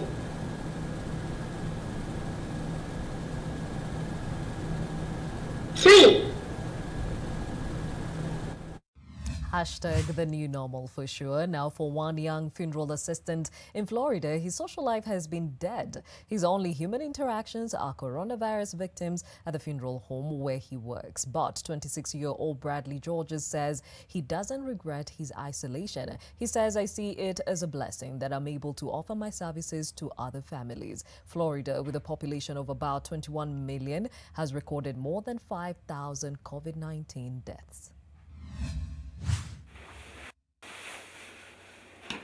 Since the beginning of the pandemic to now, I've done about 28 to 32 removals of positive COVID patients, whether they are at a hospital, the medical examiner's office. So, as I said, it's been very challenging since the pandemic has started. I do expect numbers to keep growing. I do expect us to keep being more out in the field now. We are going to continue to take all the precautions we need to take, and I see it as a blessing that I'm able to offer my services to other families or whatnot, because it's something that everybody wouldn't do. It has impacted my social life drastically. I don't spend as much time with my family now. I've actually moved to another location to protect my mom and my brothers as well. As far as friends, I don't hang with friends, as often because I'm exposed to this virus much more now. So right now, there's probably approximately 25 to 30% more deaths in Miami-Dade County, but the people are having less funerals. They're doing simple cremation. They're not doing the visitation. They're doing something private. They might do a private graveside, but they're not having the big traditional. We've had a few big traditional funerals, but not as many, nowhere near as many as we used to. We are having to hold more families' loved ones because they're taking longer to approve the cremation, because in Miami-Dade, the medical examiner and in the whole state of Florida has to approve the cremation. So I am looking at alternate storage issues that we're having because our refrigeration units, we're holding more bodies now. One, unfortunately, in particular, someone had COVID and they took their life, and they had other complications too, but they had COVID plus other complications, and they just decided to take their life. And we've had a number of families, including one just in the last couple of days, where the person had COVID and then the children got the COVID too. So a lot of the arrangements now are being done by computer and internet and over the phone. We are fully embalming COVID people that pass away, and we're also doing open casket funerals. And according to the experts, if you disinfect the body properly and embalm, there should not be any problem.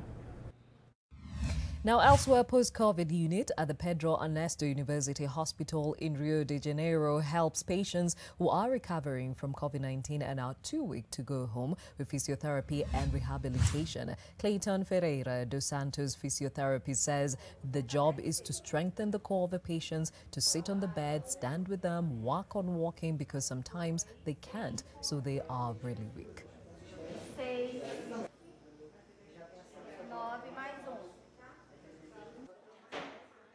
Esse movimento dói. De novo. 10 vezes, vamos. Tá? Vai fazer 10. As the state deals with the stark surge in virus cases, Arizona's federal government has decided to step in and open a drive-through testing site at Maryville High School in Phoenix. The new site is offering free touchless COVID-19 tests to the public, where patients will be given a testing package with instructions on how to swab nostrils.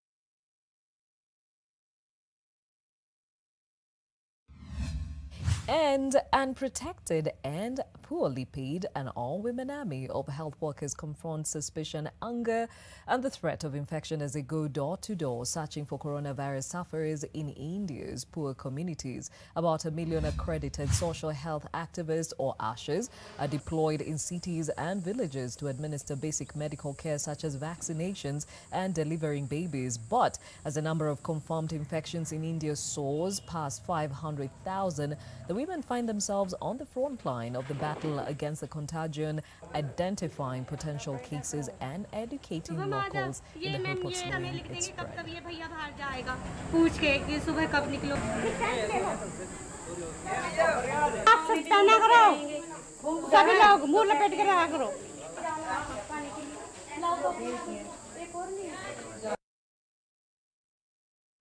And a British woman was jailed for 3.5 years Monday after tearfully admitting the star being or she stabbed her husband to death during a fight on the Malaysian holiday island of Langkawi.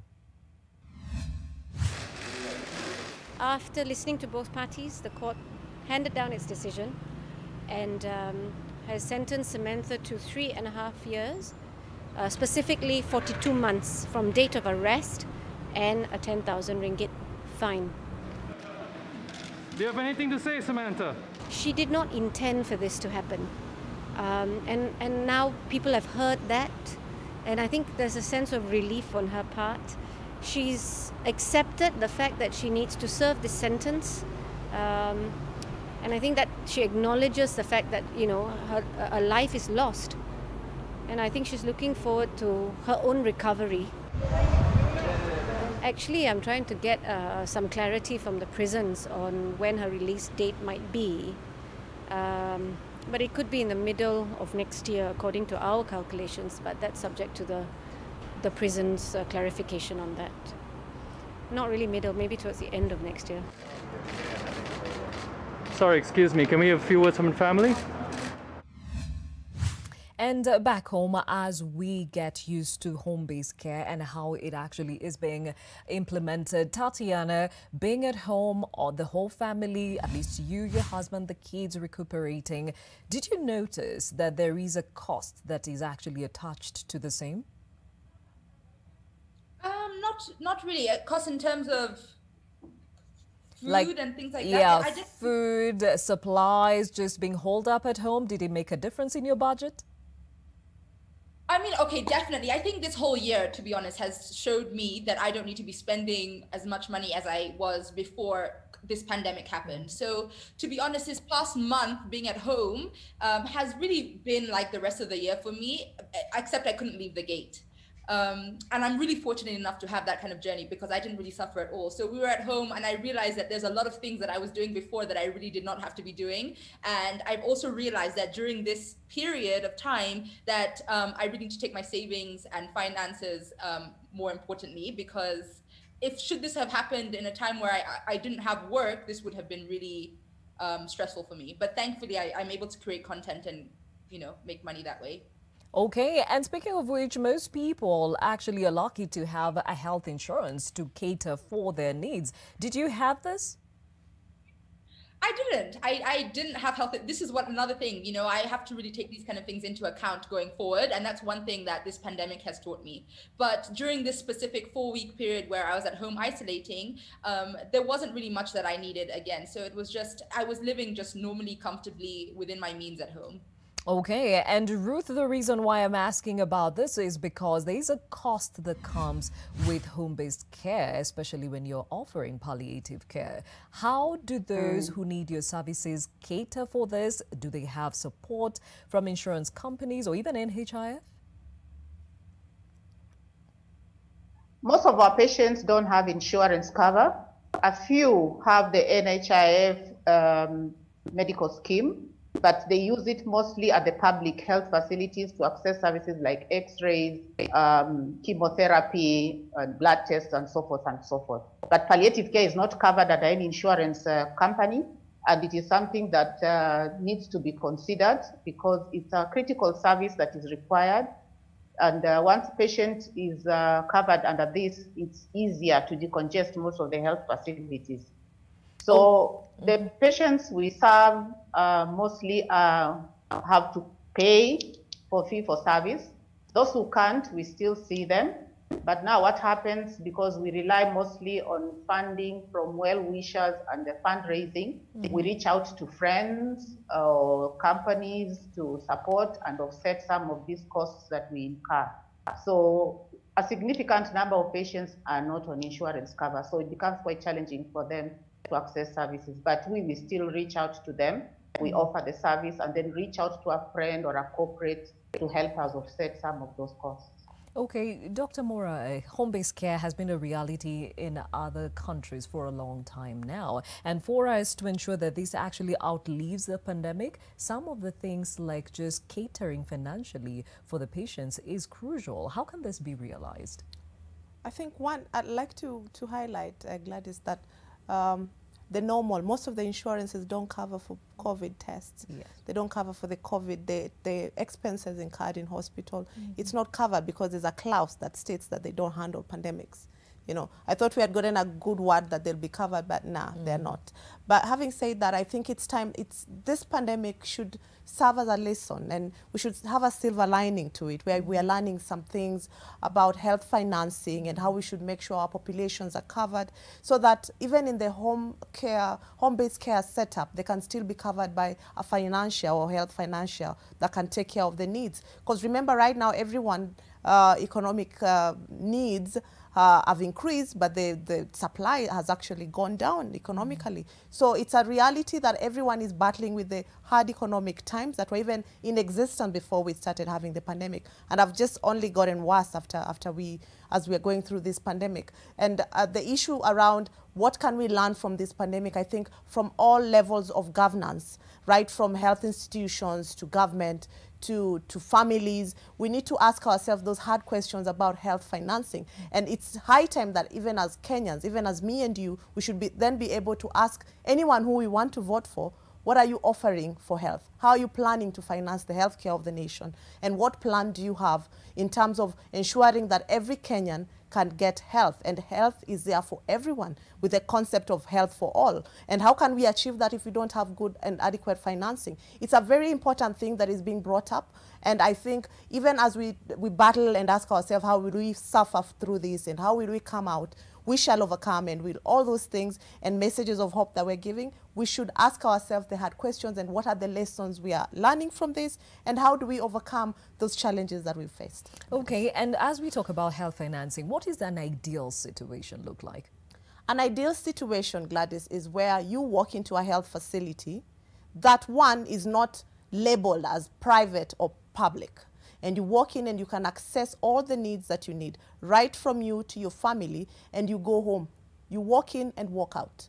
And that essentially because health is a human right. Yes. Just the same way we address issues about making sure that we address poverty and we make sure that all other social determinants of health are taken care of, then health has to be taken care of. So that you're able to walk into a facility, you're attended to by the right specialist, the right person gives you the right medicine, and you leave. And the medicine that I get as Dr. Mora is the same medicine that Mama Wanjiku, who sells mbogas right at the village somewhere in Muranga, is the same medicine that she'll get. So that we are not stratifying health. We are not saying that there is health for the rich and health for the poor, because health is a human right. And how do we now translate that to home-based care?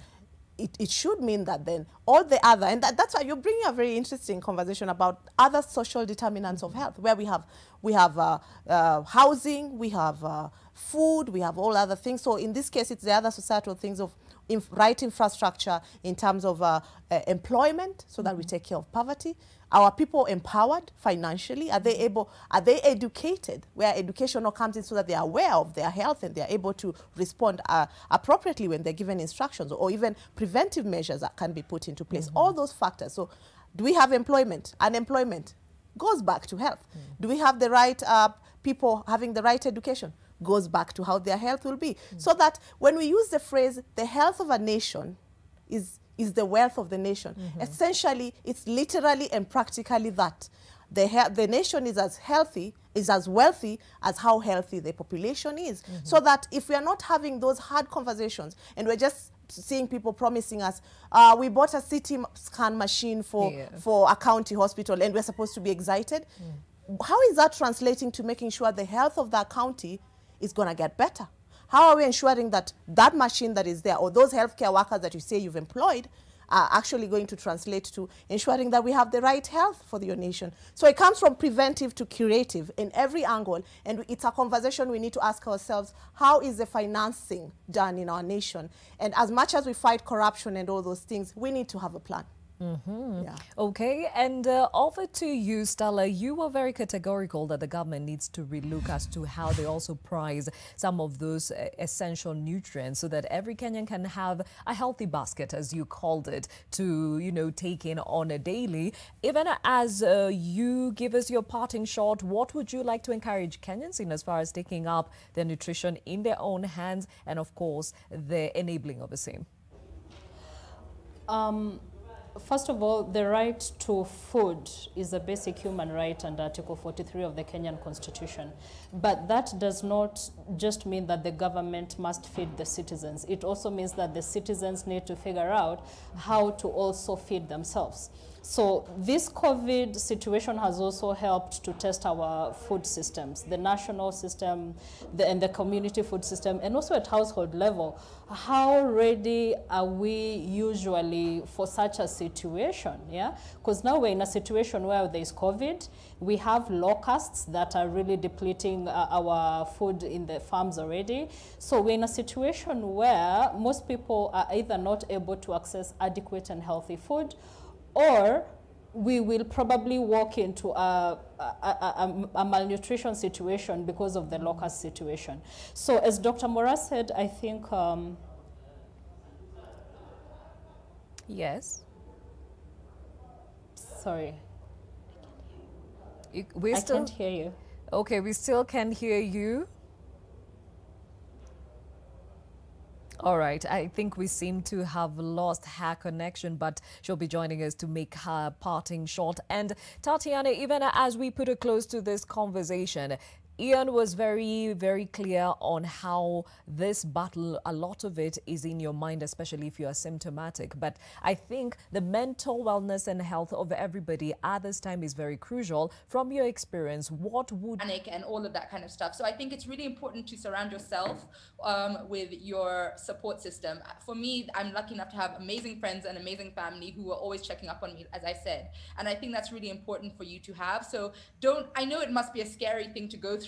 I mean, I was really scared, but don't feel afraid to talk to those that love you because you're going to really need that support. And I also think that finding a therapist or somebody you can talk to is really important so that you can get everything off your chest, you can get reassurance, you have that, you're able to have that support, which is super important during this time.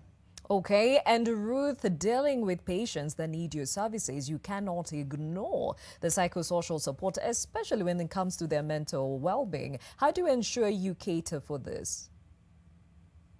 The services we offer, palliative care, is a multidisciplinary approach type of care. So we involve psychologists, we involve nutritionists, we involve physiotherapists, and of course the nurse and the doctor. So where in a situation you find this patient really needs proper psychosocial support, you call in a psychologist to assist you in managing these patients. So we have people we work with, and we do call them in to come and help us counsel these patients, especially the ones who are in a crisis. So yes, there's a support system that we have, and it's multidisciplinary, and it helps us a lot to manage these patients. So it is all round, so the patients get a holistic approach to their care. Okay, now let's go back to Stella. I think we have her back on. You were giving us your parting shot. Right. So what I was saying is that at household level and national level, we need to plan better on our nutrition. And also, as Dr. Mora said about health financing, we need therapeutic feeds that are required, especially for COVID patients. We have some patients who cannot feed normally and might need either intravenous feeds or commercial feeds to support their daily nutrition. Those feeds are not covered by insurance, and you can find that one feed that needs to run for 8 hours costs as much as 9,000 or 10,000.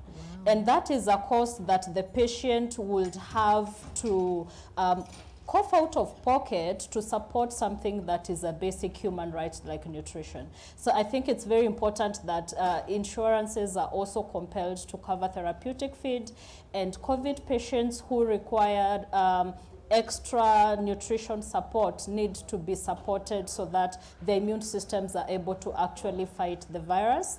And lastly, this is World Breastfeeding Week. The theme is supporting breastfeeding for a healthier planet.